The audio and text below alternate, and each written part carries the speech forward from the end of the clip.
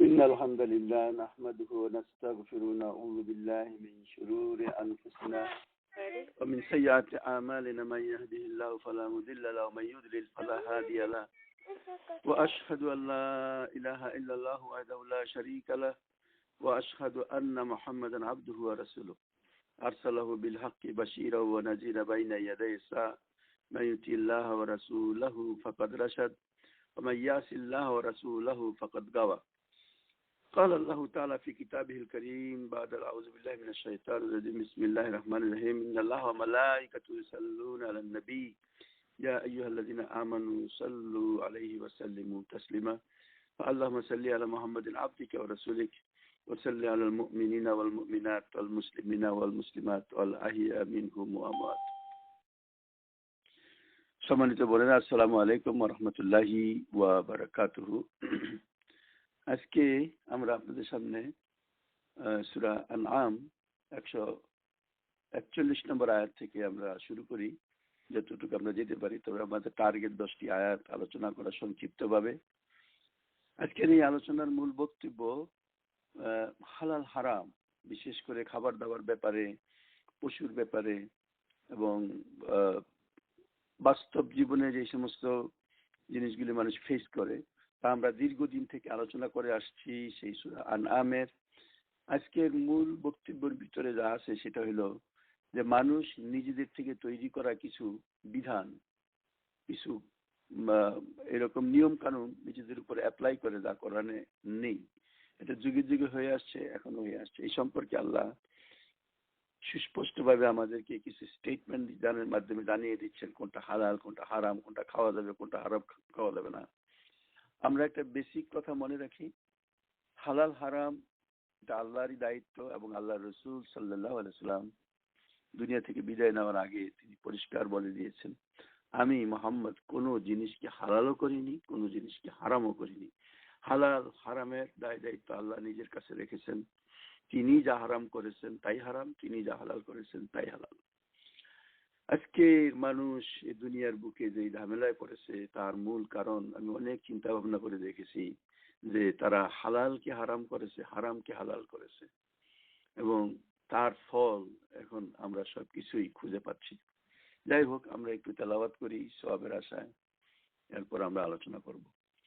আউযু বিল্লাহি মিনাশ শাইতানির রাজীম। বিসমিল্লাহির রহমানির রহিম। وهو الذي أنشأ جنة معروشة وغير معروشات والنخل والزرع مختلفا أكله والزيتون والرمان متشابها وغير متشابه كلوا من ثمره إذا أثمر وآتوا حقه يوم حصاد ولا تسرفوا إنه لا يحب المسرفين ومن الأنعام حمولة وفرشا كلوا مما رزقكم الله ولا تتبعوا خطوات الشيطان إنه لكم عدو مبين 8 أزواج من الضأن 2 ومن المعز 2 قل الذكرين حرم أم الأنثيين أما اشتملت عليه أرحام الأنثيين نبئوني بعلم إن كنتم صادقين ومن الإبل 2 ومن البقر 2 قل الذكرين حرم أم الأنثيين أما اشتملت عليه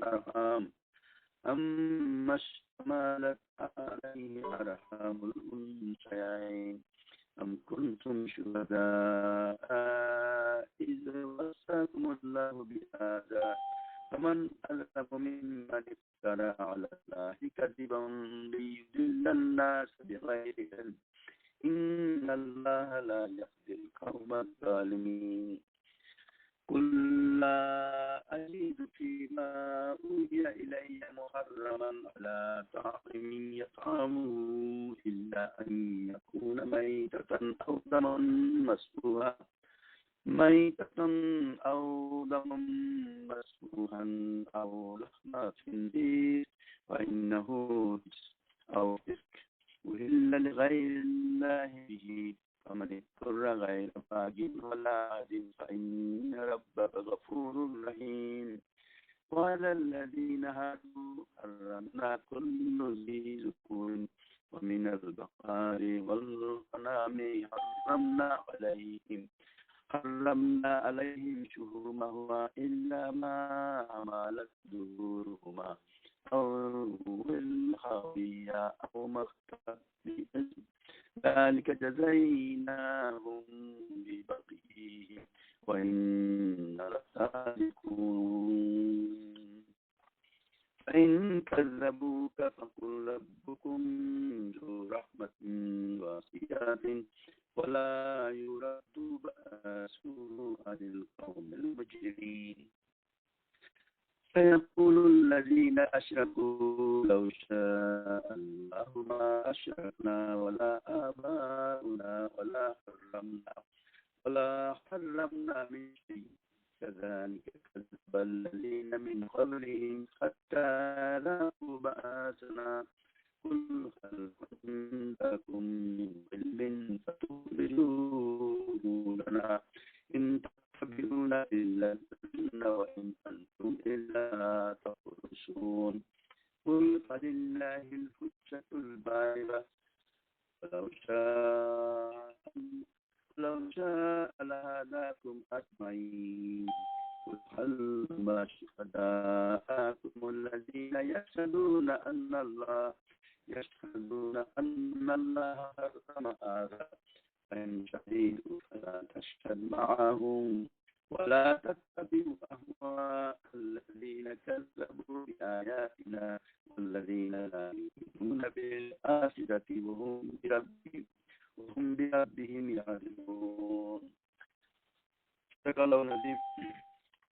আলহামদুলিল্লাহ আমরা যখন তেলাওয়াত করেছি 141 নম্বর আয়াত থেকে আমি যেমন প্রথমে করে নিয়েছি যে আল্লাহ রাব্বুল আলামিন আমাদের জন্য এই দিন। জি আসসালামু আলাইকুম। লাইন একটু ডিস্টার্ব হচ্ছে, কথা ক্লিয়ার আসতেছে না, আরেকবার কেটে ঢুকলে ভালো হয় মনে হয়। আমি আমার এখন পরিষ্কার আসছে এখন? না, কথাটা মানে জোড়া জোড়া আসছে, লাইনের প্রবলেম, একটু কেটে ঢুকলে ভালো হবে। জি জি বোনের আপনারা একটু ওয়েট করেন, দেখি লাইনে কোনো কারণে প্রবলেম হচ্ছে। আমার কথাও কি এরকম শোনা যায় নাকি?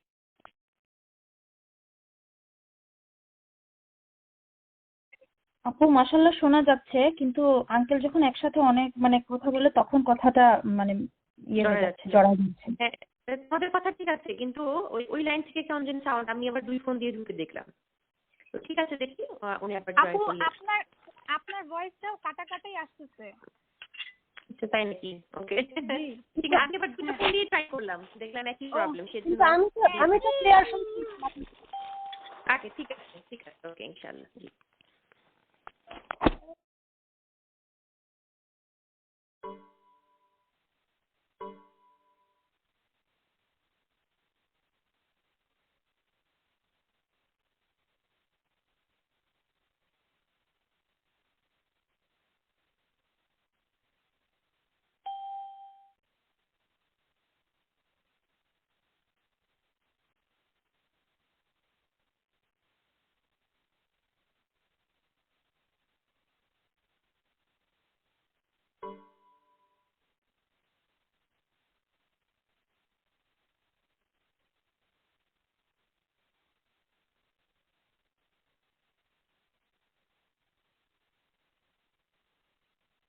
জি আপনারা একটু ওয়েট করেন, উনি জয়েন করবেন।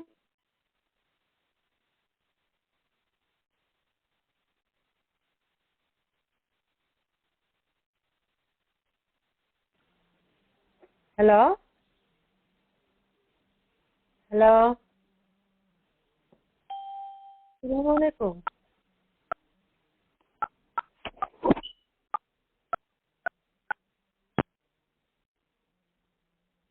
জি ওয়ালাইকুম আসসালাম ওয়া রাহমাতুল্লাহ। জি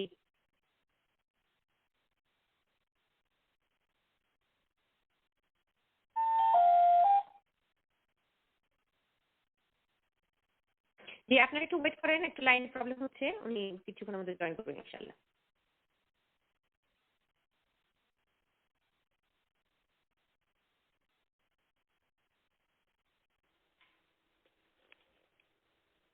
হ্যালো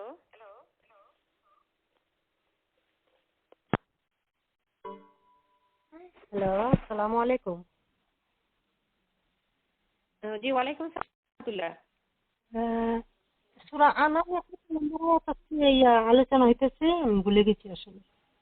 জি সূরা আনাম কি আলোচনা হচ্ছিল, আপনারা একটু লাইনে থাকেন, উনি লাইনে একটু প্রবলেম হচ্ছে, ওনার ঢুকতে একটু দেরি হচ্ছে। জি কত নম্বর আয়াতটা ভাই বলছিলেন? 140 থেকে 150। জাযাকাল্লাহ খাইর।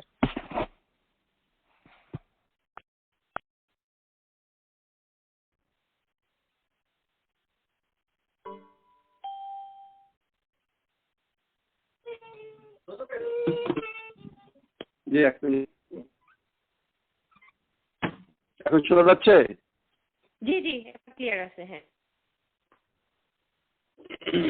আমার নাতি করলেই সেটা কিনা বুঝলাম, তাই তো। এক মিনিট আসতেছে।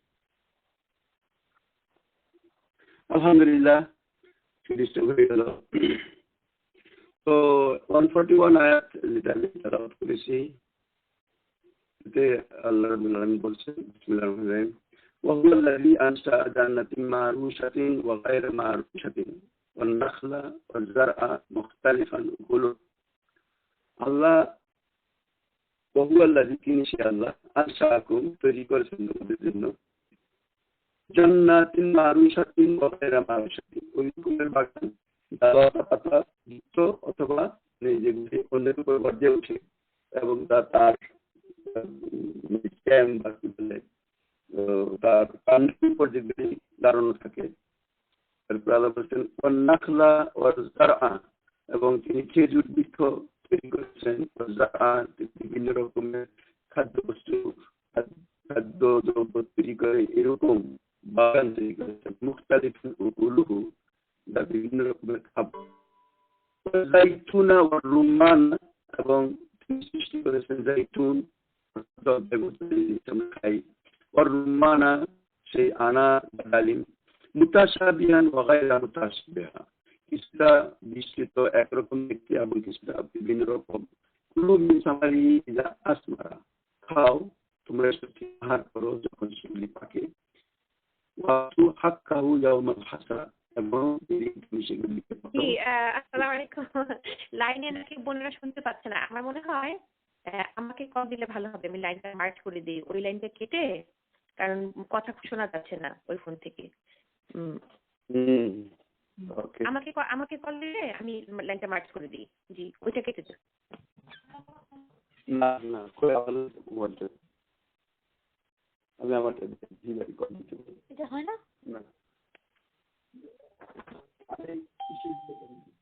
জি না আপনি এটা থেকে কথা বুঝতে পারছি না, আমারটা থেকে কল দাও, আমি মার্চ করে দিই।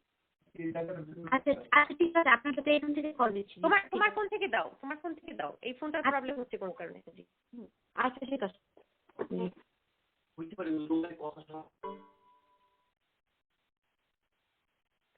জি সরি বোনেরা, আজকে জানি না টেকনোলজির প্রবলেম, সবাই তো এখন মনে হয় কনফারেন্স লাইন ইউজ করে অফিস আদালতে। কোনো কারণে আমি দেখলাম যে ঢুকতেও প্রবলেম হচ্ছিল আমার, আমি নিজেও ঢুকতে পারছিলাম না প্রথমে, সামথিং প্রবলেম। তো আপনি একটু ওয়েট করেন, উনি এখন জয়েন করবে। সবসময় তো এরকম হয় না, আজকে প্রথম একটু এরকম হচ্ছে।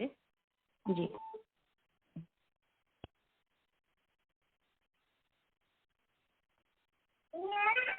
জি হ্যাঁ জি স্টার্ট করা যাবে এখন। শোনা যায়? হ্যাঁ হ্যাঁ শোনা যাচ্ছে কথা। হ্যাঁ এখন শুরু করতে বলো। জি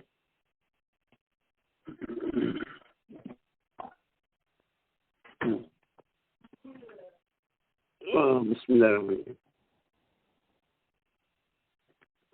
তো আমরা আসলে ঝামেলায় পড়ে গেছি আজকে, বুঝলাম না। আর এখন সবাই শুনতেছে তাই না? জি এখন ক্লিয়ার আসছে, ভালো মাশাআল্লাহ, অনেক জোরে সাউন্ড আসছে, ক্লিয়ার আছে। আচ্ছা, আমরা প্রথম আয়াতে যে কথাটা শুনছি, আল্লাহ তার সৃষ্টির কিছু পরিচয় আমাদের সামনে তুলে ধরতেছে, যে আল্লাহ বিভিন্ন রকমের গাছগাছালি সৃষ্টি করেছেন, ফলমূল সৃষ্টি করেছেন, তার কিছু ব্যাখ্যা লাগিয়েছেন, কিছু কিছু ফলের গাছা অন্যের উপর নির্ভর করে, যেমন আঙ্গুর, আবার কিছু কিছু আছে যেমন রুম্মান, খেজুর গাছ, এই সমস্ত নিজের সেই কাণ্ডের উপর দণ্ডায়মান থাকে। এরকমের বিভিন্ন জিনিস, কিছু কিছু গাছ দেখতে একরকম, কিছু কিছু ফল একরকম, কিন্তু তাদের পেট বিভিন্ন রকম।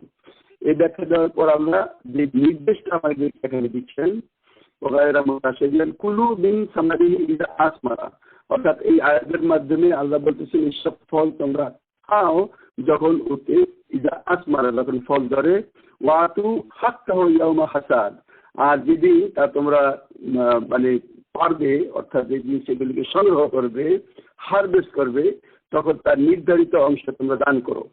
ওয়ালা তুসরিফু ইন্নাহু লা ইউহিব্বুল মুসরিফিন, তোমরা কখনো সীমা লঙ্ঘন করো না, অপচয় করো না, এবং নিশ্চয়ই আল্লাহ অপচয়কারীকে ভালোবাসেন না। আলহামদুলিল্লাহ, এই আয়াতের মাধ্যমে খুবই সুন্দরভাবে আল্লাহ আমাদেরকে একটা গাইডলাইন দাঁড় করছেন, এবং সেই গাইডলাইনটি খুবই ইম্পর্টেন্ট। আমরা অনেকেই তার প্রতি কেয়ারফুল না। এখানে আমাদের দেশকে সাধারণত আমরা দেখি যে জাকাত সম্পর্কে আমরা যতটা কেয়ারফুল, কিন্তু জাকাত ছাড়াও আরো একটা জিনিস আছে, সেটা হইল ওসর। ওসর শব্দের শাব্দিক অর্থ হইল 1/10। তবে এখানে যে কথাটা বলা হচ্ছে ওয়ালা তুসরিফু, শেষের দিকে কথা যেটা, যে যেই দিন তোমরা ওয়াতু হাক্কাহু ইয়াউমাল হাসাদি, মানে যেই দিন তোমরা এগুলিকে হারভেস্ট করো পারো, সেই দিন যার যার হক তাকে আদায় করে নাও। মানে ফসল কাটার দিন তোমরা সেইগুলিকে হক আদায় করো। ওয়ালা তুসরিফু ইন্নাহু লা ইউহিব্বুল মুসরিফিন, এবং তোমরা সীমা লঙ্ঘন করো না, আল্লাহ সীমা লঙ্ঘনকারীদেরকে পছন্দ করে না। আল্লাহ তাআলা সব জিনিসের সৃষ্টিকর্তা, ফসলাদি সব কিছু তিনি সৃষ্টি করছেন, এবং তিনি সেই জিনিসগুলিকে নিজেই হালাল এবং হারাম নির্ধারিত করেছেন। আল্লাহ সমস্ত সৃষ্টি সম্পর্কে তিনি কথা বলার পর যে কথাটা লেখেনে বলতেছেন যে এই ফলগুলি তোমরা খাও, কিন্তু এই ফসল যেদিন কাটবে তখন গরিব মিসকিনদেরকে তার হক তোমরা আছে তা তোমরা আদায় করবা। কেউ এর দ্বারা যাতে আমরা বলছি যে এর অর্থ হইল যে জিনিসটা আমাদের কাছে একেবারেই থাকে, উজ্জ্ব থাকে, যার আমরা করে থাকি না, সেটা হইল যে 10 অংশ দেওয়ার জন্য আল্লাহ বলতেছেন, যেটাকে আমরা ওসর বলি। ওসর মানে 1/10, অর্থাৎ যদি ফসলের আবার একটা হিসাব আছে, সেই হিসাবটা আমি আপনাদেরকে একটু জানাই দিই, হয়তো আপনাদের মনে থাকবে না। আর মানে ইতে সেটাকে বলে সা এবং সা বলে, এবং ওয়াসাক। সা এবং ওয়াসাকের পার্থক্য এইরকম যে এক সা বলতে মোটামুটি প্লাস মাইনাস করে 3 কেজির মতো মনে হয়। তাহলে 3 কেজি যদি এটা হয়ে থাকে, তাহলে সেই জিনিসটা আমাদেরকে যদি আমরা দান করতে যাই, তাহলে আমরা মোট কতটুকু দান করব, এটা দেখা যায় যে প্রায় যদি 40 মণ থেকে 50 মণ, এই 45 মণই আমরা ধরলাম, 45 মণ যদি কোনো জিনিস তৈরি হয়, তাহলে তার থেকে 1/10। আর যদি সেইটা বিনা পরিশ্রমে জন্মগ্রহণ করে, অর্থাৎ এর জন্য না কোনো পানি সেচ করতে হয় না, কোনো সার দিতে হয়, সেই জন্য এটা 1/20 মানে নিস ওসর মানে 1/20 ভাগ এটা মানুষকে আল্লাহ দেওয়ার জন্য আল্লাহ নির্ধারিত করছেন। এটা গরিব মিসকিনের হক, এটা দিতে হবে। এটা আমরা করি না, আমাদের দেশে করি না। আমি বড় অবাক হয়ে যাই যে আমাদের দেশে আমি দেখেছি, আমাদের বাড়িতে দেখেছি ছোটবেলা, যে তারা প্রতি মনে 1 সের বা 1 কেজি করে দান করে।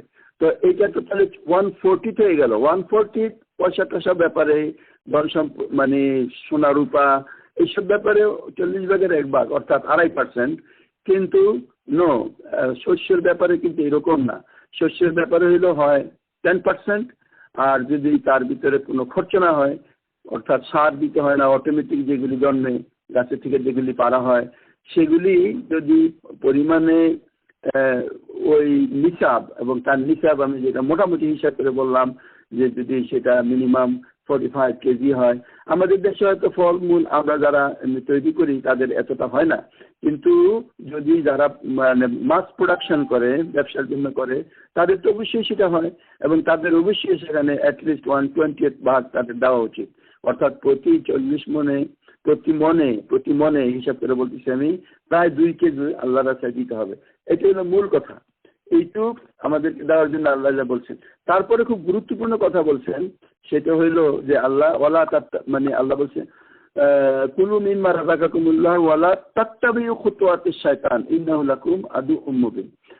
এর আগের আয়াতের বাকি অংশ ওয়ালা তুসরিফু ইন্নাহু লা ইউহিব্বুল মুসরিফুন, কখনো তোমরা অপব্যয় করো না এবং সীমা লঙ্ঘন করো না, নিশ্চয়ই আল্লাহ অপব্যয়কারী সীমা লঙ্ঘনকারীদেরকে ভালোবাসেন না। এটা একটা খুব গুরুত্বপূর্ণ কথা।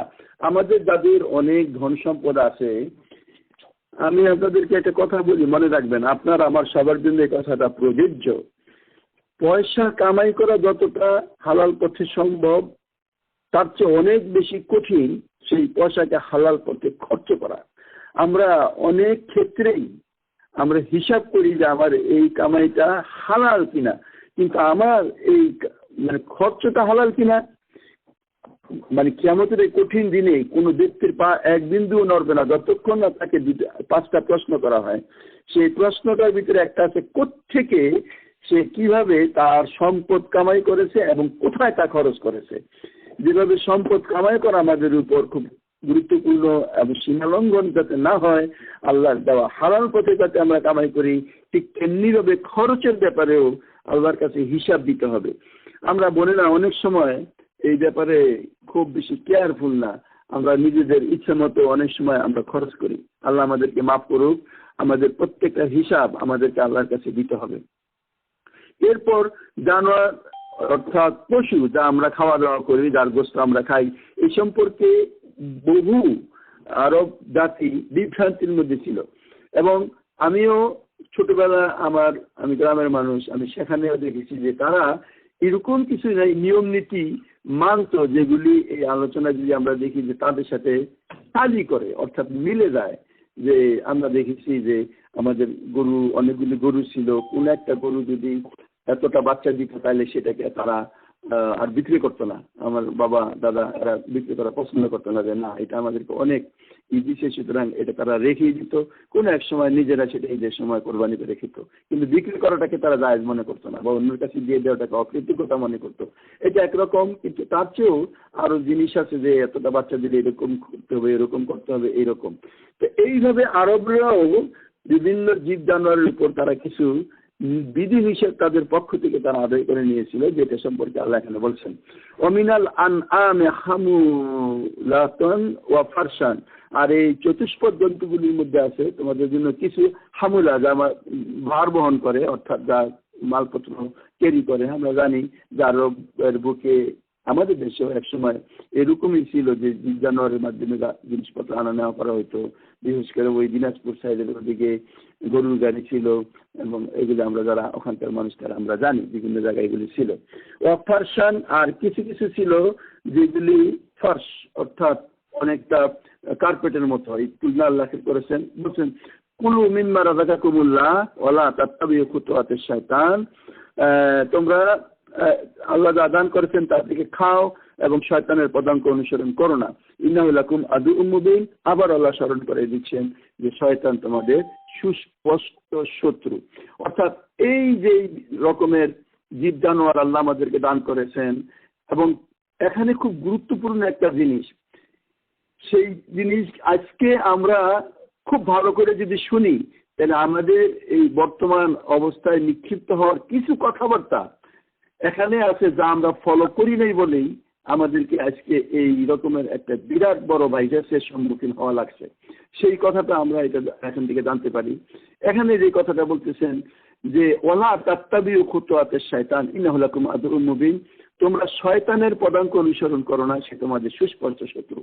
আমরা যদি দেখি যে এই ভাইরাস এর সৃষ্টি সম্পর্কে সায়েন্স বা যারা এটা স্টাডি করেছে তাদের কথাটা কিরকম, তাদের কথাটা হলো এরকম যে 68-এর দিকে, আমরা তখন ক্লাস 10-এ পড়ি, তখন চায়না ওই সমস্ত এলাকায় বিরাট বড় একটা দেখা যায়, অভাব অনটন দেখা যায়, এবং সেখানে লক্ষ লক্ষ মানুষ মারা যায়।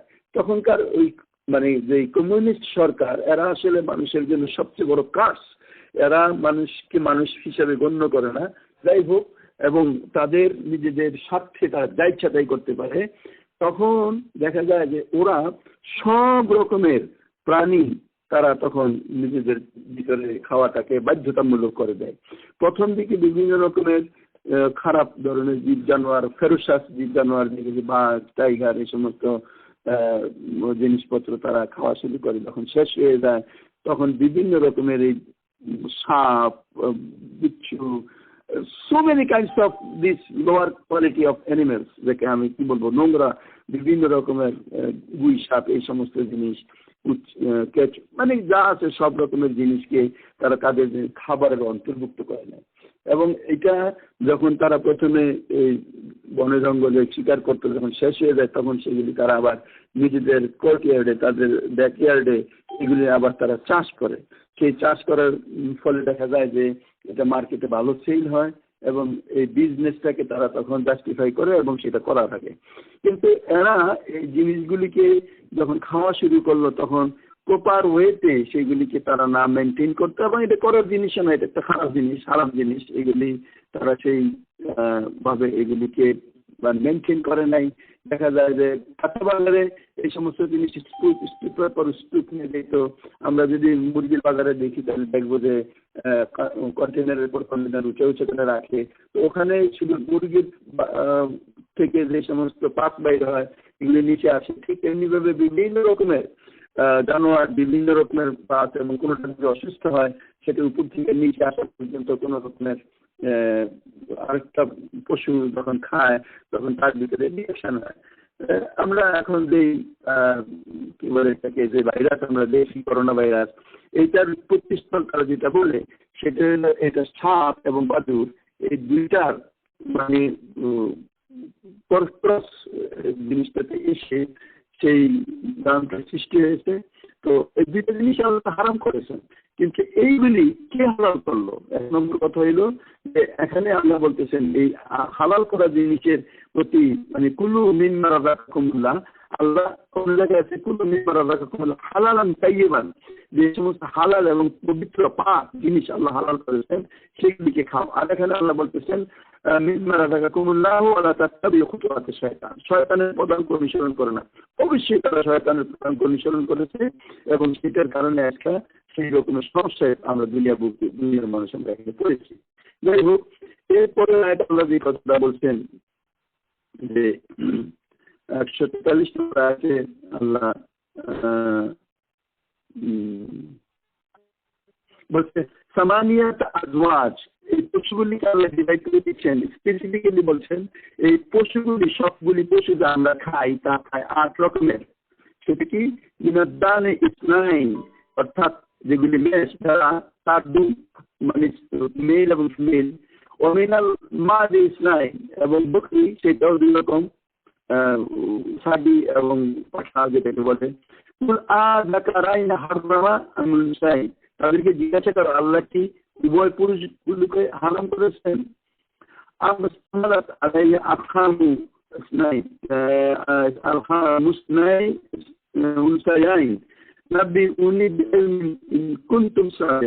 অর্থাৎ আল্লাহ কি ওই পুরুষগুলিকে হারাম করেছেন না ওই স্ত্রীগুলিকে হারাম করেছেন, না স্ত্রী দুইটির গর্ভে যা আছে তা হারাম করেছেন? তোমরা জ্ঞানের সাথে আমাকে বলো, তোমাদের যদি প্রেম থাকে তাহলে সত্যি করে সে কথা কয়েকটা আইটেম দেখাত করে নি।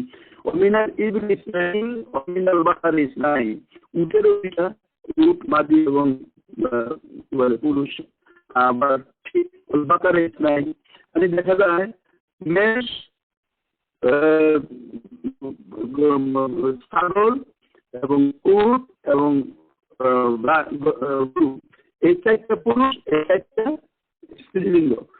এই রকমের টোটাল 8 রকমের জিনিস। এই আরবদেরকে এই কথা মানে তখন মুশরিকরা এইগুলির ভিতরে বিভিন্ন রকমের তাদের তৈরি করে কিছু বিধিবিধান তৈরি করেছিল যা আল্লাহ এখানে হারাম করে দিচ্ছে। সেটা হলো যে তারা নিজেদের কিছু জিনিসকে হারাম করেছেন। আল্লাহ জিজ্ঞাসা করতেছেন, হ্যাঁ, কুনতুম শুহাদা ওয়াসাকুমুল্লাহ বিহাদা, আল্লাহ যখন এইগুলি বিধান জারি করেন তখন কি তোমরা সেখানে হাজির ছিলে? অর্থাৎ তারা যে বলতেছে কিনা আল্লাহ এই বিধান জারি করেছেন। এরপর আল্লাহ বলছেন ফমান আযলামু মিম্মান ইফতারা আলাল্লাহি কাযিবা, মানুষ মানে যে আল্লাহ এখানে বলতেছেন তার চেয়ে বড় জালেম কি আছে যে আল্লাহর উপর মিথ্যা আরোপ করে। নিশ্চয়ই আল্লাহ জালিমদেরকে সুপথ প্রদর্শন করেন না। এটা বুঝার জন্য আমি বলছি আল্লাহ রাব্বুল আলামিন যেইভাবে এই 8 রকমের বর্ণনা দিলেন, আসলে এর ব্যাকগ্রাউন্ড হলো যে মক্কার মানে ইসলামের পূর্বে যে সমস্ত আরবরা ছিল, অর্থাৎ আরব জাতি, তারা এই কতগুলি পশু নিবিড়ের উপর হারাম করে নেয়। এগুলি তারা বিভিন্ন রকম শ্রেণী নির্ধারণ করে, তারা বিভিন্ন নাম দেয়, বাহিরা, সাহেবা, অসিলা, হাম ইত্যাদি।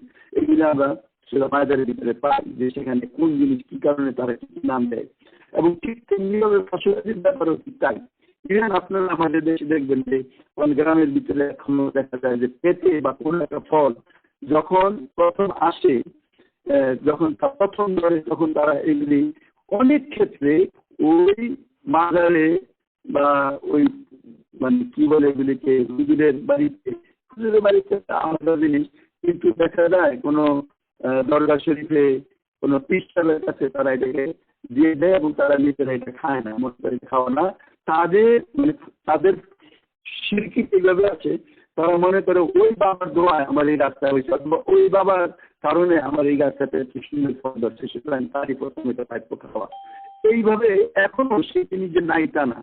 ঠিক তেমনিভাবে এই সমস্ত জিনিস যে আল্লাহ রাব্বুল আলামিন সৃষ্টি করছেন, সেখানে দেখা যায় যে শিরকের মাধ্যমে অন্যদেরকে তারা খুশি করে, যেটা তারা করেছিল। তো আল্লাহ প্রশ্ন করতেছেন, তোমাদের সব বাগান, তোমাদের শস্য ক্ষেত বা এই যে সমস্ত পশু যেগুলি ভার বহন করে অথবা যেগুলি তোমরা উঠো, কে সৃষ্টি করছেন? এগুলি তো আল্লাহ সৃষ্টি করছেন। সুতরাং এই সমস্ত জিনিস কোনোটা সাদা, কোনোটা কালো, তারা এইগুলির উপরও বিভিন্ন রকমের দ্বিতীয় সাদা হইলে কে খাইতে পারবে, কালো হইলে কে খাইতে পারবে, এই সমস্ত জিনিস তারা বলতো। এবং এগুলির পেটে যা আছে, শুধু তারা বলতো যে পেটের যে বাচ্চা আছে এটা শুধুমাত্র তাদের দ্বারা পুরুষ তারা খাইতে পারবে, এটা আমরা আগে আলোচনা করেছি, এবং স্ত্রীদের জন্য এটা হারাম। এই ধরনের কথাবার্তা তারা বলতো।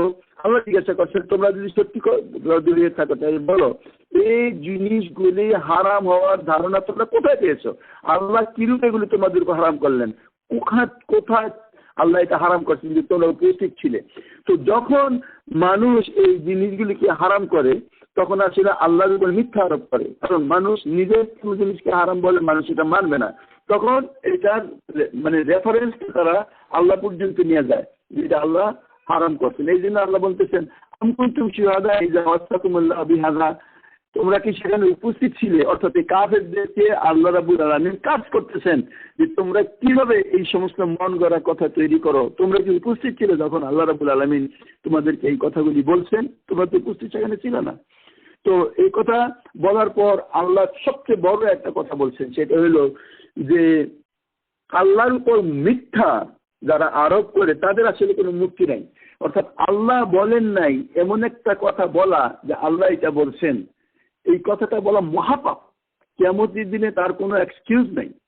এটা এক হিসাবে আল্লাহ যেটা বলেন নাই, আল্লাহ যেটাকে হারাম করেন নাই, সেই জিনিসটাকে হারাম করে নেওয়া, যেটা আল্লাহ হালাল করেছেন সেই জিনিসটা হালাল করে নেওয়া, এই কথাটা মিথ্যা। এই কথাটা যদি মিথ্যা বলে তাহলে হাসরের দিন তার জন্য কোনো উপায় থাকবে না।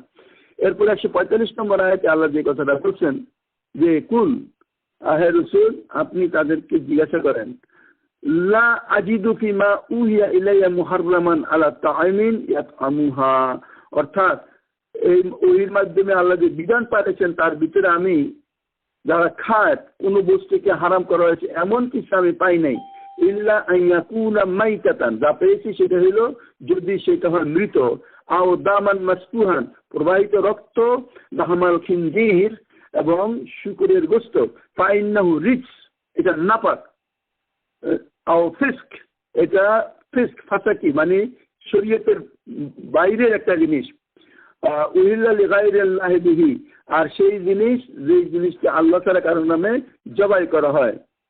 ফামানিত্তুররা গায়রা বাগিন ওয়ালা আদিন ফাইন্না রাব্বাকা গফুরুর রহিম, তবে কোনো যদি ব্যক্তি কোনো সময় নিরুপায় হয়ে তার কিছু একটা খায়, তবে আল্লাহকে আশা করা যায় যে আল্লাহ মাফ করবেন। রাসূল সাল্লাল্লাহু আলাইহি ওয়াসাল্লাম এখানে আল্লাহ রসুলকে যে কথাটা বলতেছেন, যারা আল্লাহর উপর মিথ্যা আরোপ করে, তার প্রদত্ত রিজিককে হারাম করে নিয়েছে তাদেরকে তুমি বলে যাবে রসুল আমার উপর যে ওহী অবতীর্ণ হয়েছে তাতে আমি এমন কিছুই হারাম পাই নাই যা তোমরা হারাম করে নিয়েছো। এইগুলি ছাড়া যেগুলি হারাম করার কথা এখানে আল্লাহ বললেন, এর ভিতরে বাকি কোনো জিনিসকে আল্লাহ এখানে হারাম করে নাই।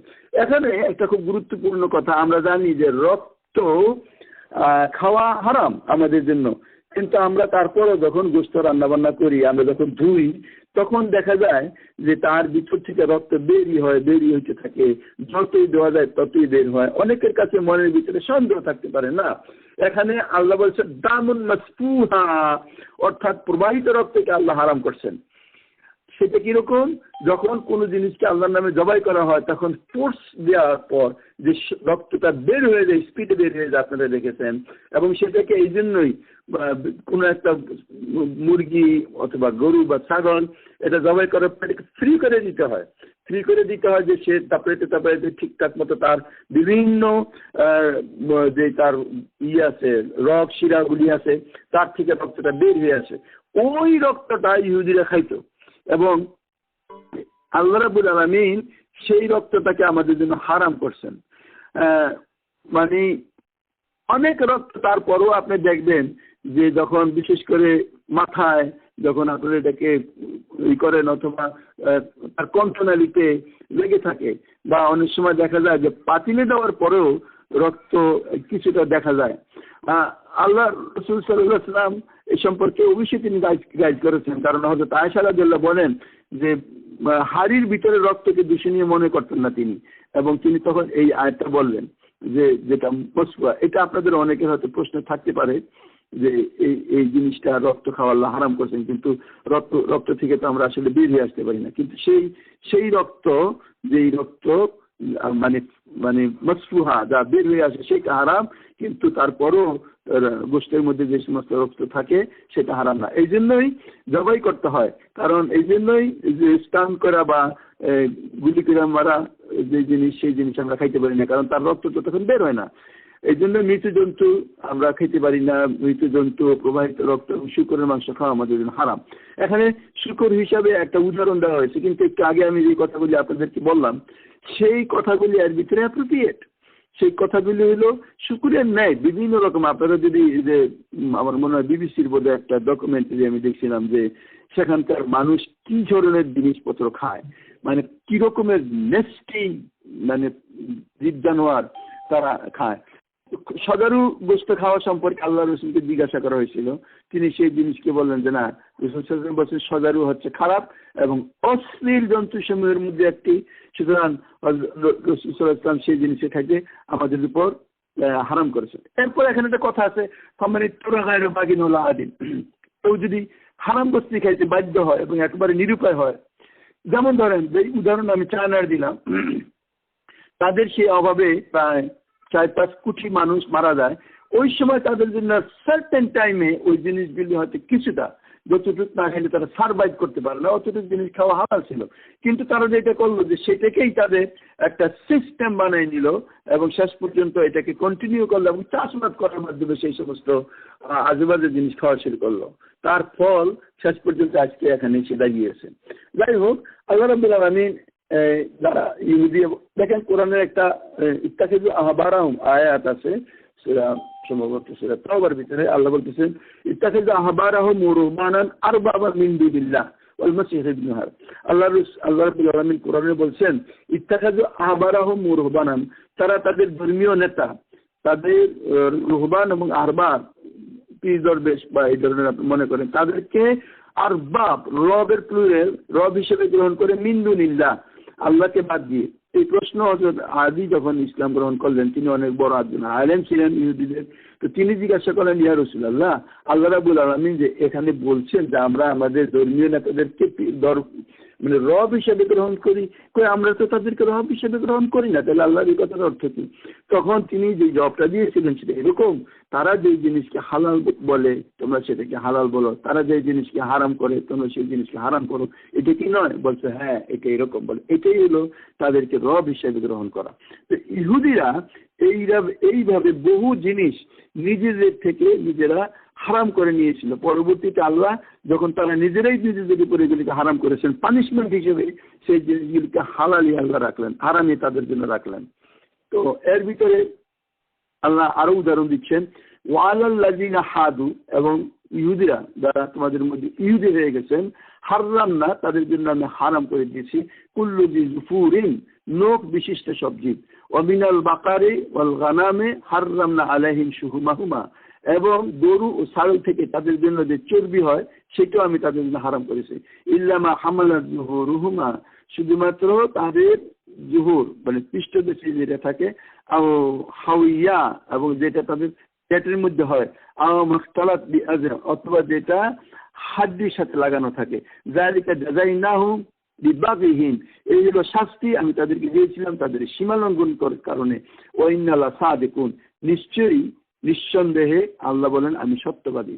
মানে এখানে যে কথাটা আল্লাহ বলছেন, ইহুদিদের উপর সব রকমের নখ বিশিষ্ট জন্তু আল্লাহ হারাম করে দিয়েছিলেন। গরু ছাগলের চর্বিও তাদের হারাম ছিল, কিন্তু পিঠের চর্বি, নারীপুরি চর্বি, হাড়ের সাথে মিষ্টিত চর্বি এই হারামের অন্তর্ভুক্ত ছিল না। এই নখ বিশিষ্ট জীব হচ্ছে সেই পশু এবং পাখি যেগুলির আপনি বলতে পারেন যে আঙ্গুল কাটা, যেমন উট, উট পাখি, রাজহাঁস, পাতিহাঁস, এগুলি তাদের জন্য হারাম।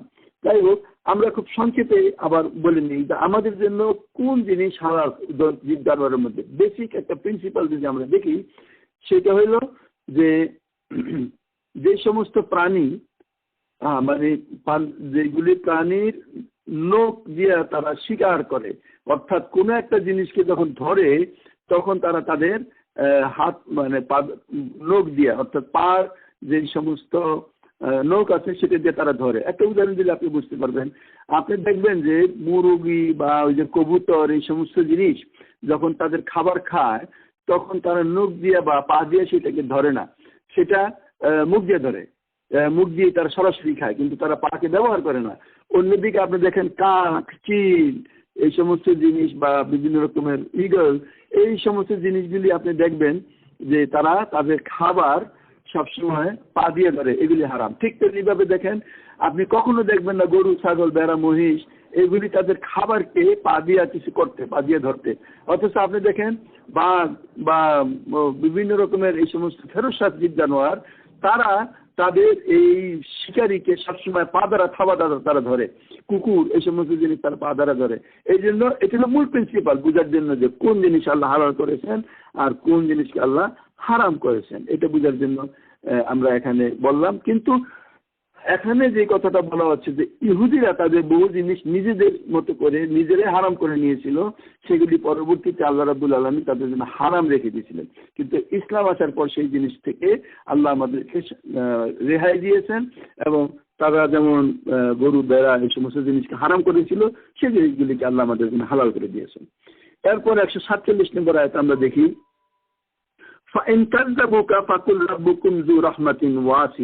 হে রাসূল, তারা যদি আপনাকে মিথ্যাবাদী মনে করে তবে আপনি বলে দেন আমার প্রভু সুপ্রশস্ত, ওয়াসিয়া মানে উইথ ওয়াইড স্প্রেড, বহুত মানে জেনারাস যাকে বলে, ওয়ালা ইউরাদ্দু বাসু আন কওমিল মুজরিমিন, আর অপরাধী সম্প্রদায় হতে আল্লাহ অবশ্যই শাস্তি কখনোই প্রত্যাহার করবেন না।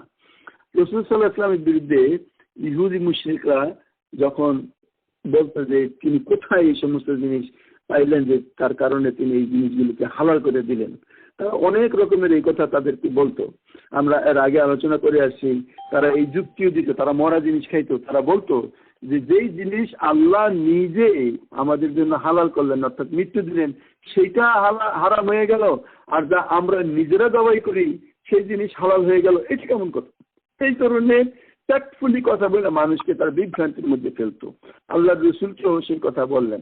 এখন তারা এসে যখন আল্লাহ রসুল অনেক হারাম তাদের তৈরি করা নিজস্ব, আল্লাহ করেন নাই, পুরো আলোচনার মূল বক্তব্য হলো নিজেদের উপর নিজেরা সেই হারামকে যখন অ্যাপ্লাই করেছিল তখন সেটা চলছিল। আল্লাহ রসুল এসে সেটাকে ফিল্টার করলেন, আল্লাহর দেওয়া বিধানের মাধ্যমে ওদের অনেক হারাম জিনিসকে আমাদের ভিতরে হালাল করে নিয়ে আসলেন। তো সেই জিনিসগুলি যখন বললেন তখন তারা আল্লাহ রসুলের বিরুদ্ধে বিভিন্ন রকম মানে অভিযোগ তারা পেশ করেন। তা আল্লাহ এখানে রাসূল সাল্লাল্লাহু আলাইহি ওয়াসাল্লামের পক্ষে যে কথাটা দান করলেন যে দেখো আল্লাহ অত্যন্ত শাস্তি প্রদানকারী এবং সেই সাথে তিনি ক্ষমাশীল। তিনি লোকদের পাপরাশি ক্ষমাকারী, আবার কঠোর শাস্তি দিয়ে থাকেন। সুতরাং তোমরা যা মনে করো ব্যাপারটা এরকম নয়, আমি যা বলছি তা আল্লাহর পক্ষ থেকে বলছি।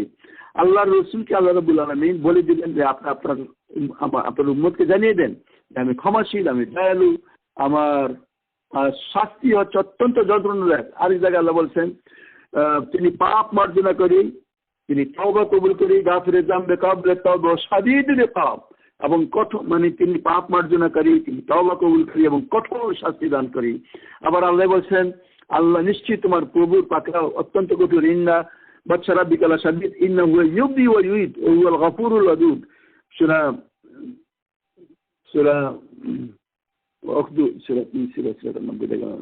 যাই হোক 30 পারার সূরা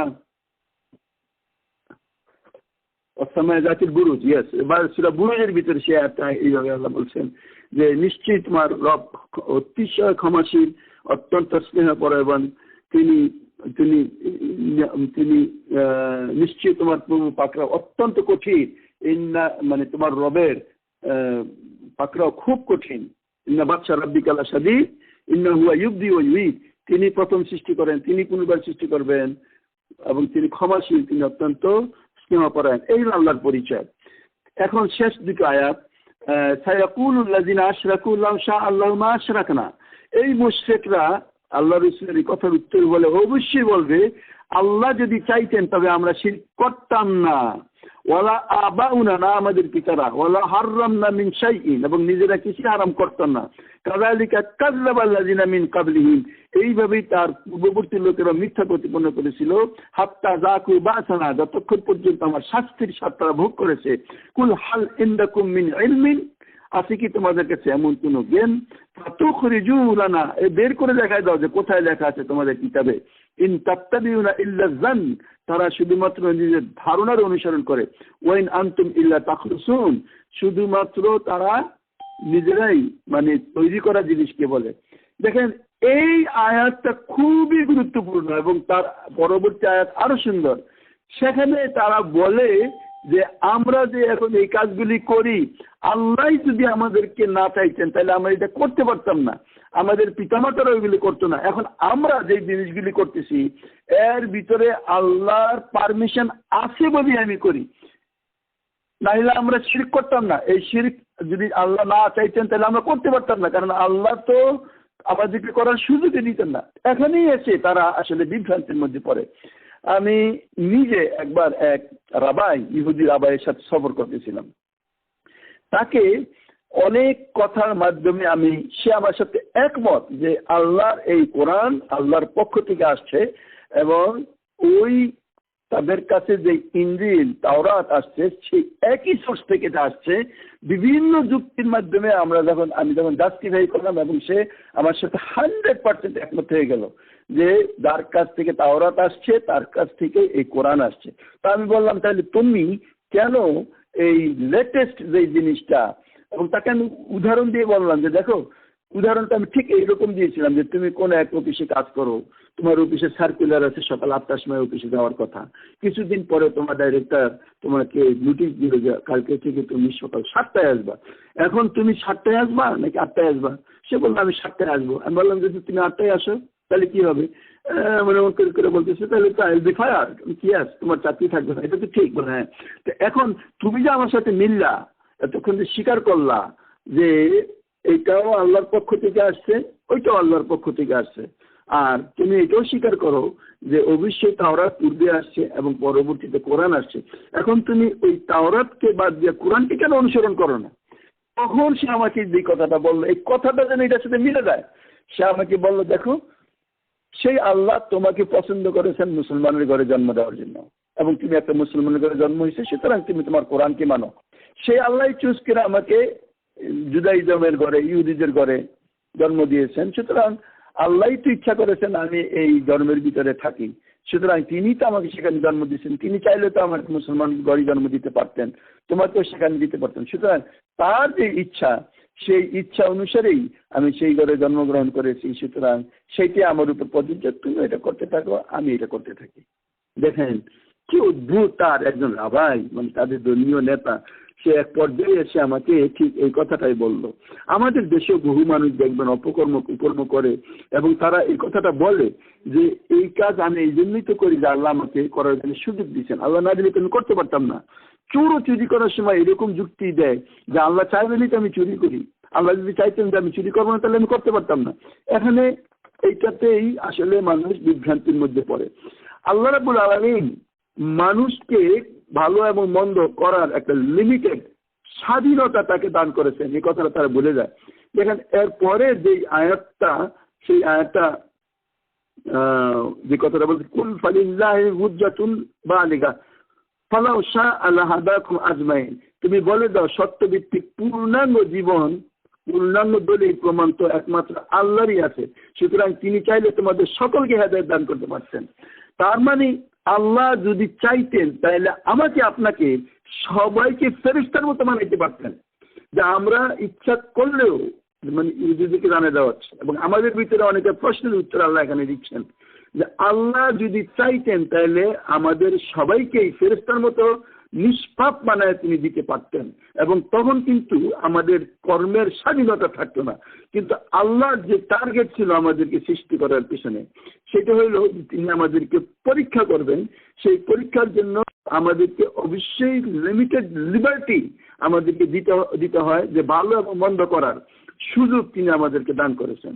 তিনি যদি সুযোগই না দিতেন তাহলে আমরা কেউ কোনো খারাপ কাজ করতে পারতাম না।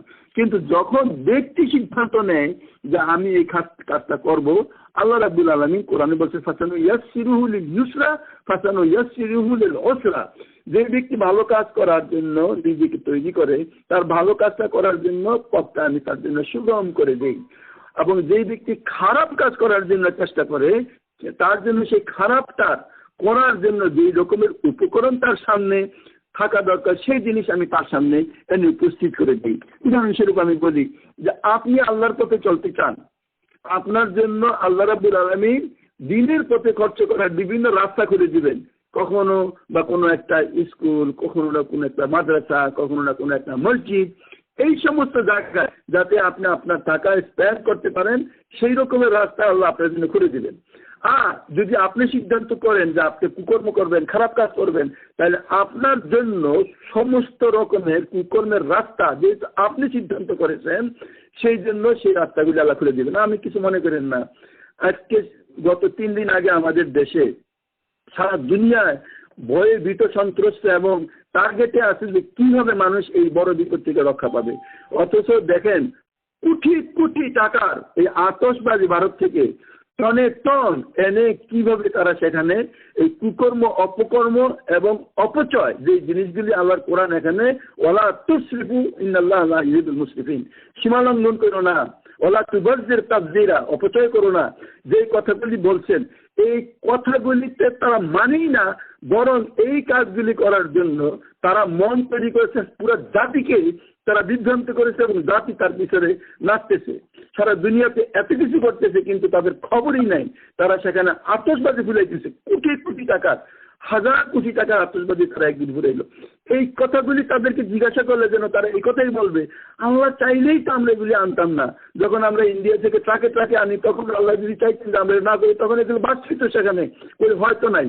আল্লাহ চান আমরা এগুলি করি। এই ইহুদি আর ওদের যে যুক্তি, তার ভিতরে কোনো পার্থক্য আপনি খুঁজে পাবেন না। আমি আবারও বলি, এই কোরআনকে বোঝার জন্য বাস্তব চোখের সামনে আপনাকে উদাহরণ নিয়ে আসতে হবে, যা আপনি বুঝবেন। আমি শেষ করি, সময়ের ভিতরে আর একটু আলোচনা আমি আর একটু করতে চাই। শেষ 150 নম্বর আয়াত আল্লাহ বলতেছেন, কুল হালুম্মা শুহাদাআকুমুল্লাযিনা ইয়াশহাদুনা আন্নাল্লাহা হাররামা হাযা। হে রাসূল, তাদেরকে জিজ্ঞাসা করেন যে এইসব পশু যে আল্লাহ হারাম করছেন, অর্থাৎ তারা নিজেদের থেকে যে সমস্ত পশুগুলিকে হারাম করে নিয়েছিল, এর সাক্ষ্য কি তারা দিবে? যদি থাকে তাহলে নিয়ে আসো। হাজা ফাইন শাহিদু, তারপরেও যদি সাক্ষী দেয়, ফালা তাশহাদ মাহুম, তাদের সাথে আপনি সাক্ষী হবেন না। ওয়ালা তাত্তাবিউ আহওয়া আল্লাযিনা কাযযাবু বিআয়াতিনা, এবং তারা মানে যে সমস্ত আয়াতকে মিথ্যা প্রতিপন্ন করে তাদেরকে অনুসরণ করবেন না। ওয়ালা তাত্তাবিউ আহওয়া, তাদের মনের আশা মতো চলবেন না। আল্লাযিনা কাযযাবু বিআয়াতিনা, যারা আমার এই অর্থাৎ এই কাফেরদের, এই হিন্দুদের কথা বলা হচ্ছে আমাদের দেশের জন্য, কাযযাবু বিআয়াতিনা ওয়াল্লাযিনা লা ইউমিনুন, যারা ঈমান আনে না। অর্থাৎ জানিয়ে দেওয়া হচ্ছে, হে রাসূলের মাধ্যমে আমাদেরকে জানিয়ে দেওয়া হচ্ছে এমন লোকদের বাতিল ধ্যান ধারণার অনুসরণ করবে না যারা আমার আয়াত সমূহকে মিথ্যা প্রতিপন্ন করে, পরকালের প্রতি ঈমান আনে না এবং তারা অন্যদেরকেও নিজেদের প্রতিপালকের সমমর্যাদা দান করে। আল্লাহ রাব্বুল আলামিন কোন কথাটা বলা আমাদের জন্য বাকি রেখেছেন, অথচ জাতিগতভাবে আমরা সেখানেই দাঁড়িয়ে আছি। যে কথাগুলি কোরআনে আমাদেরকে হারাম করেছে, ইহুদিদের উদাহরণ দিয়ে দিয়ে যে কথাগুলি আল্লাহ আমাদের সামনে তুলে ধরেছেন, আমরা এই আয়াতগুলির মাধ্যমে সেই কথাগুলি রিপিটেশন আমাদের সমাজের বুকে দেখি এবং ইহুদিরা যে সমস্ত যুক্তি দিত আমাদের সমাজের লোকেরা ঠিক সেই রকমের যুক্তি যেন আমাদের সামনে দাঁড় করাচ্ছে। আমি শেষ করার আগে আপনাদেরকে দুই একটা কথা বলতে চাই কোরআনের মাধ্যমে বর্তমান পরিস্থিতিকে নিয়ে। দেখেন, আল্লাহ রাব্বুল আলামিন সূরা বাকারার 193 আয়াতে আল্লাহ বলতেছেন ওয়াকাতিলুহুম হাত্তা লা তাকুনা ফিতনা, নির্দেশ দিচ্ছেন তোমরা আল্লাহর পথে সংগ্রাম করো যতক্ষণ না এই ফিতনা নির্মূল হয়ে যায়, ওয়ায়াকুনুদ্দীনহু লিল্লাহ, এবং জীবন পদ্ধতি আল্লাহর অধীন না হয়ে যায়। তো এখানে যে এই কথাটা আছে সূরা আনফালে আছে ওয়াকাতিলুহুম হাত্তা লা তাকুনা ফিতনা ওয়ায়াকুনুদ্দীনহু কুল্লুহু লিল্লাহ, এবং যতক্ষণ না দিন পরিপূর্ণরূপে অর্থাৎ এই সমাজকে পরিবর্তন করার জন্য প্রচেষ্টা চালানো আল্লাহ আমাদের জন্য ফরজ করেছেন। আমরা সেটা না চালানোর কারণে আজকে আমাদের জন্য মানে এই যে ফিতনা, কোরআনের ভাষায় আল ফিতনা তো আকবারু মিনাল কাতল, মানে কাউকে হত্যা করার চেয়েও এই ফিতনা বা এই রকমের মানে বিপদ আপদ মুসিবত যে জিনিস আসে সেই জিনিস আমাদের সাথে উপস্থিত হয়েছে। তার মানে কি, এই যে যখন চায়না সারা দুনিয়া ব্যাপী সমস্ত মানুষের চোখের সামনে এই সমস্ত অশ্লীল অস্পৃশ্য নিকৃষ্ট জিনিসের প্রচলন করে তাদের সমাজে, সারা দুনিয়ার মানুষের যেটা প্রয়োজন ছিল সেটাকে রোখা, যে তোমরা এই সমস্ত জিনিস করতে পারবে না, কিন্তু না করার কারণে এই ফিতনা করার কারণে আল্লাহ কোরআনে যেমন আরেকজন বলছে ওয়ালা তুলকু তাহলুকা, মানে তোমরা নিজেদেরকে ফিতনা মানে নিজেকে ধ্বংসের মুখে নিক্ষেপ করো না, শেষ পর্যন্ত সেই ধ্বংসের মুখে আমরা নিজেদেরকে পিছিয়ে করছি। তার মানে কি, সমস্ত মানুষের একটা দায়িত্ব আছে, সেটা হলো এই সমস্ত কাজ থেকে মানুষকে রক্ষা করা, কোনো জাতি যদি করে আরেক জাতিকে রক্ষা করা, তারা যাতে এই সমস্ত কর্ম না করতে পারে, কারণ তাদের এই সমস্ত শুধুমাত্র তাদের কাছেই থাকে না, এটা আরো অনেক দূর পর্যন্ত যায়। আল্লাহ রাব্বুল আলামিন সূরা তাওবার 26 নম্বর আয়াতে বলতেছেন ওয়ান্দালা জুনুদান লাম তারাউহা, এমন সৈন্যবাহিনী আমি নাযিল করি যা তোমরা চোখে দেখো না, ওয়াদাবাল্লাযিনা কাফারু, কাফেরদেরকে আমি শাস্তি দিই, ওয়াযালিকা জাযাউল কাফিরিন, আর এইটাই হলো কাফেরদের জন্য পুরস্কার। অর্থাৎ আজকে যেই সৈন্যবাহিনীর মাধ্যমে অর্থাৎ যে দান বা বাইরের মাধ্যমে আমরা সারা দুনিয়া এখন জর্জরিত এবং যেভাবে ধ্বংস করা হচ্ছে, যেটা আমরা চোখে দেখি না, এটাকে ফেস করার মতো যে অস্ত্র তলোয়ার সমস্ত জিনিস তো আমাদের এতদিন আমরা মনে করেছি, সারা দুনিয়ার মানুষ মনে করছে এই জাতি আর এত ক্ষমতাধর যে কোনো জাতি অহংকারে পাপে লিপ্ত হয়ে মনে করেছে অপ্রতিরোধ্য ক্ষমতার অধিকারী, সুতরাং তারা অনেক বড় বড় মিসাইল, অনেক বড় ট্যাঙ্ক, অনেক কিছু তারা তৈরি করেছে। কিন্তু এই আল্লাহ যদি কাউকে শাস্তি দিতে চান, আল্লাহ যদি কাউকে মানে ধ্বংস করতে চান, তাহলে আল্লাহর কাছে এমন সৈন্যবাহিনীও আছে। এটা একটা পরিপ্রেক্ষিতে যে আল্লাহ রাব্বুল আলামিন উহুদের যুদ্ধের পরিপ্রেক্ষিতে তিনি নাযিল করেছেন, যে সেখানে মুসলমানরা যখন যাচ্ছিল তখন আল্লাহ রাব্বুল আলামিন এমন ভাবে তাদেরকে বিজয় দান করেন, যে এমন কিছু দান করেন মানে বিশেষ করে তাদেরকে এরকম ভাবে তিনি করে নেন যে তাদেরকে ভয় দিচ্ছি, তাদেরকে ফলে বাধ্য করা হয়। সেই পরিস্থিতিতে যদি আয়াতটা, কিন্তু তারপরেও আমরা দেখি যে আয়াতের সমস্ত ওয়ার্ডিং আল্লাহ বলছেন ও আনজালা, তিনি নাযিল করেন জুনুদান, এমন আর্মি, এমন জুনুদ, এমন সৈন্যবাহিনী তারাও না তোমরা দেখো না, ও আযাবাল্লাযিনা কাফারু, এবং এইভাবে কাফেরদেরকে তিনি শাস্তি দেন। সারা দুনিয়ার এখন আমাদের আপনার প্রশ্ন করতে পারেন আমরা তো কাঁপেন না। হ্যাঁ, তবে আল্লাহ কোরআনই বলছেন হ্যাঁ, ওই ফিতনা থেকে ভয় করো, ওই পরীক্ষা থেকে ভয় করো যা তোমাদের মধ্যে যারা এই কাজটা করে সেই শুধুমাত্র তাদের উপর নাজিল হবে না, যখন এই আযাব আসবে তখন সবার উপরে আসবে। তবে একটা কথা মনে রাখবেন, এই রকমের ফিতনা যখন আসে, যখন ধরেন এই করোনা ভাইরাস, এইটা মুসলমানদের জন্য একরকম, কাফেরদের জন্য একরকম। খুব ভালো করে বুঝবেন, মুসলমানদের জন্য শিক্ষা। আজকে মুসলমানরা বুঝতে পারতেছে যে আমরা আসলে আলটিমেটলি আল্লাহর কাছে ফিরে যাবো, তাকে ফেস করার মতো ক্ষমতা আমাদের নাই। যারা এতদিন নামাজও পড়তো না, তারা এখন চিন্তা ভাবনার ভিতরে পড়ে গেছে যে আমাদের এখন এই পথে ফিরে আসা দরকার। তাইলে ইমানদার লোকদের জন্য সবসময় কল্যাণ। এবং আমরা জানি যে এইভাবে যদি তার ইমান ঠিক থাকে এবং আমাদের মধ্যে যদি আল্লাহ কারো মৃত্যু লিখেই রাখেন, সে যদি চলেই যায়, তাহলে তো সে শহীদ, আমাদের কোনো লোক নাই। যদি এটা ইমান ঠিক থাকে, যদি আল্লাহর উপর দৃঢ়তা ঠিক থাকে, যদি ইমান বলতে যাকে বুঝায় আমানতু বিল্লাহি ওয়া রাসূলিহি ওয়া কুতুবিহি, এখানে বলতে বলতে মালাইকাতি ওয়াল কদর খাইরিহি ওয়া শাররিহি লা তাআলা বাদাল মাউত, মানে এই কদর তকদীরের উপর যারা আমরা বিশ্বাস করি, তারা আমাদের ইমান যদি দৃঢ়তা থাকে, তারপরেও যদি আল্লাহ আমাদের কাউকে নিয়ে যাওয়ার ইচ্ছা করেন, we have no problem at all. ঠিক লাইক দ্যাট ওয়ে, যে আমরা আজকে না হয় কালকে তো যাবো, কিন্তু ইমান নিয়ে যদি মরতে পারি আমাদের কোনো সমস্যা নেই। আর আমি যেটা বললাম যে এই সমস্ত বিপদ আপদ, মুসিবত, বালা মুসিবত যদি মুসলমানদের উপর পতিত হয়, সেটা তাদের জন্য আছে। ওই যে কোরআনের ভাষায় বলছে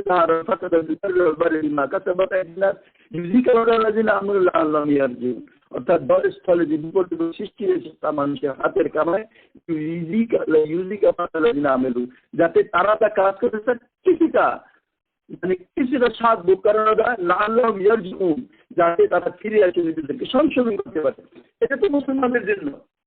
আর কাফেরদের জন্য এটা আসলে আযাবই, যে আযাব মৃত্যুর পরে আসার কথা সেটা দুনিয়াতেই এসে গেছে, সেটা এখান থেকেই সেই লিস্ট হচ্ছে।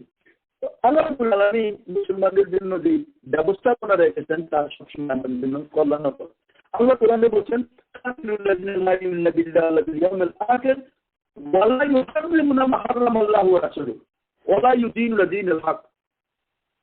আল্লাহ রাব্বুল আলামিন আমাদের উপর মানে নির্দেশ দিচ্ছেন যে তোমরা প্রচেষ্টা চালাও যতক্ষণ পর্যন্ত মানুষ আল্লাহর বিধানটাকে নিজেদের বিধান হিসেবে গ্রহণ না করে এবং আল্লাহর হালাল করা জিনিসটা হালাল, আল্লাহর হারাম করা জিনিসটা হারাম না করে, ততক্ষণ পর্যন্ত আমাদের এই চেষ্টা অব্যাহত থাকবে।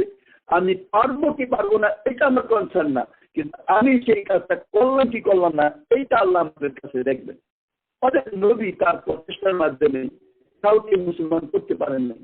নূহ আলাইহিস সালাম দীর্ঘ 950 বছর উদাহরণ আল্লাহ দিয়েছেন, তাতে তিনি আল্লাহ রাব্বুল আলামিন নূহ আলাইহিস সালামকে নবুয়ত খেতাব থেকে না দেন নাই, বরং ব্যর্থতা হিসেবে বলি তিনি তো ব্যর্থ হন নাই। ঠিক তেমনি এই দুনিয়ার মানুষের প্রতি আমাদের দায় দায়িত্ব।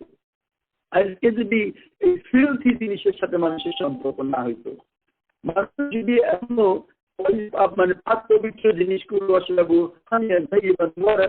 এই সমস্ত জিনিস যদি তারা খাইতো, তাহলে আজকে এই ধরনের জিনিস আমরা সায়েন্সটা বলে, আমি বলতেছি না যে কিন্তু সায়েন্সটা তাই বলতেছে যে সেই জিনিসের কারণে আজকে এরকমের অবস্থা সৃষ্টি হয়েছে।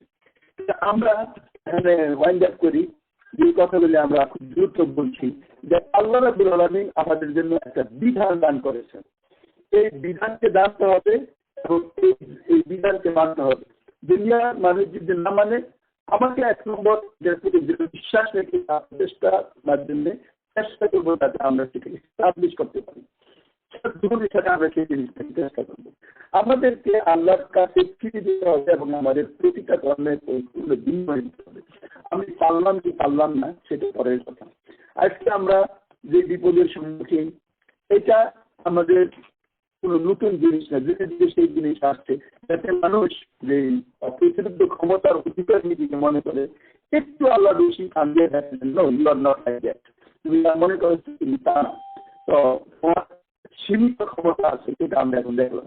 আর আমরা যারা মুসলমান তারা আমরা আরো বিনয়ী হবো, এবং আল্লাহর কাছে করবো, আমরা ক্ষমা চাবো এবং আমরা সন্তুষ্ট থাকবো। আল্লাহ, এটা আপনার সিদ্ধান্ত, আপনার যে কোনো সিদ্ধান্তের উপর আমরা সন্তুষ্ট। এবং এখানে আরো বিশেষ করে যে সমস্ত কথাগুলি বলা হয়েছিল সেটা হলো যে সীমা লঙ্ঘন করা, অপচয় করা, শয়তানের পদার্থ অনুসরণ করা, এই জিনিসগুলি পুনরায় আমাদেরকে এখানে স্মরণ করে দিচ্ছেন। কারণ এই দুনিয়াতে খাওয়া দাওয়ার ব্যাপারে মানুষ অনেক অপচয় করে। যেখানে লক্ষ লক্ষ মানুষ না খায় মরছে, সেখানে মানুষ নষ্ট করতেছে, এটা আপনারা জানেন। এবং আজকে দুনিয়াতে বড় বড় ফার্ম যে সমস্ত প্রোডাকশন করে তার অংশ যদি তার পরিসর এবং কোটা হিসাবে দান করতে তাহলে দুনিয়ার কোন সমস্ত প্রতিনিধিদের খাবারের কোনো অভাব হতো না, কিন্তু তা মানুষ করেন না। মানুষ নিজের ধ্বংস নিজে দিতে এনেছে। এক সময় মনে করেছিল যে যত বিপদই আসুক কেন কোনো কিছু হবে না। আজকে দেখা যায় না, এই বিপদ যখন আসে তখন সে হোয়াইট আছে, ব্ল্যাক, বাংলাদেশ না, সে পাকিস্তানি, সেটি আমেরিকান না, সে কোন দেশি, সে কিছুই বোঝে না, সে কিছুই বোঝে না। দেখা যায় একটা সীমালঙ্ঘন পর্যন্ত মানুষ নিজের প্রকৃত করার জন্য যে সমস্ত নাকুচা, যে সমস্ত অহংকার বড়াই করে, এটা একটা লিমিটেড টাইম পর্যন্ত, কিন্তু তারপরে দেখা যায় সব সময় হয়ে গেছে। এই যে ভাইরাস আসলো, এই ভাইরাস কোনো জাতিকে চিনে না, কোনো মর্যাদা, তার মর্যাদা আছে তাকে চেনে না, কে মালিক কে লেবার তাও সে চেনে না, সে কে আমেরিকান না, কে বাংলাদেশি তাও সে চিনে না, সে চিনে না। সে সমানভাবে তার আক্রমণ চালিয়েই যাচ্ছে। তো আমরা দেখি যে এই টেম্পোরারি কিছু নিজেদের ভিতরে বৈষম্য, এই বৈষম্য খুবই টেম্পোরারি জিনিস, খুব বড় জিনিস না। আবার আমি একটু সময় বেশি দিলাম, কারণ একটু ডিস্টার্ব হয়েছে অনেক প্রতি 10-15 মিনিট। সেই হিসাবে আল্লাহর কাছে ক্ষমা চাই, এই সময় আমরা বেশি বেশি চেষ্টা করতে পারি, আল্লাহর কাছে ক্ষমা চাইতে পারি, আরো বিনয় দিতে পারি। আমাদের জন্য এখন অনেকে আমরা নিজেদেরকে ঘরের ভিতরে আবদ্ধ করে দিয়েছি। এখন এটা আমাদের করা আমাদের যারা চালাচ্ছেন তাদের কথা শুনতে আমাদের হবে। এখানকার আইন কানুন মেনেই আমাদেরকে নিজেদেরকে রক্ষা করতে হবে এবং নিজেদেরকে নিজেদেরকে আল্লাহ তাহলে নিজের হাতে ভবিষ্যৎ নিশ্চিত করো না। সুতরাং এই সময় আমরা এইভাবে দায়িত্বে সবার সাথে মিলামেশা আগের মতো করার মাধ্যমে নিজেরাই যাতে আমরা না করি, জানাটা না করি, সেই আমাদেরকে খেয়াল রাখতে হবে। সব নির্দেশনা কোরআন হাদিস ভিত্তিক আমাদেরকে মানতে হবে এবং সেটা মানার ভিত্তিতে মঙ্গল আছে। আমি যে কথা বলছি যে মানুষ এই খাবার দাবারের ব্যাপারে হালাল হারামকে বাঁচানোর বলছি, আমি মনে করি আজকে এত করে বিপর্যয়ের সম্মুখীন মানব জাতি, আল্লাহ সেই জিনিস থেকে আমাদেরকে রক্ষা করুক এবং আমরা যত দ্রুত ফিরে আসতে পারি। আমাদের জন্য এখন দাওয়াতি কাজ করা খুবই সহজ, যে কোরআনের প্রতিটা কথায় যে আমি চুজ করতে যাচ্ছি যে এমন সন্ধ্যে মাইন্ড দিয়ে আল্লাহ তোমাদেরকে আক্রমণ করবেন যখন চোখেও দেখবে না, এমনভাবে আক্রমণ করবে যা সবাইকে সমানভাবে আক্রমণ করবে এবং এটা তোমাদের হালাল কামাই। তোমরা যখন হারাম এই সমস্ত জিনিসপত্র খাও, তোমরা যখন এই সমস্ত বাজে জিনিস, পচা জিনিস বা মানে কি বলবো এটাকে লোক এই লোক সম্পর্কে যখন তোমরা খাও তখন তোমাদের যে বিপদ আপদ আসবে স্বাভাবিক, অথচ আল্লাহ সেই জিনিস থেকে তোমাদেরকে আগেই রক্ষা করেছিলেন। আল্লাহ রাব্বুল আলামিন আমাদেরকে সব কিছুকে এই দিনকে বুঝে জীবনের এই অল্প কয়েকটা দিন আল্লাহর আনুগত্যশীল বান্দা হিসেবে আরো বেশি মানে কি বলবো আল্লাহর কাছে নত হয়ে, আল্লাহর কাছে প্রার্থনা করে, বিজয়ী হয়ে করার মাধ্যমে যাতে আমরা আমাদের এই সময়টুকু কাটাই এবং এই কোরআনের সাথে নিজেদের সম্পর্ক করতে পারি, সেই কামনা করে এখানে শেষ করছি। সুবহানাকা আল্লাহুম্মা বিহামদিকা আশহাদু আল্লা ইলাহা ইল্লা আনতা আস্তাগফিরুকা ওয়া আতুবু ইলাইক। আসসালামু আলাইকুম ওয়া রাহমাতুল্লাহি ওয়া বারাকাতুহু।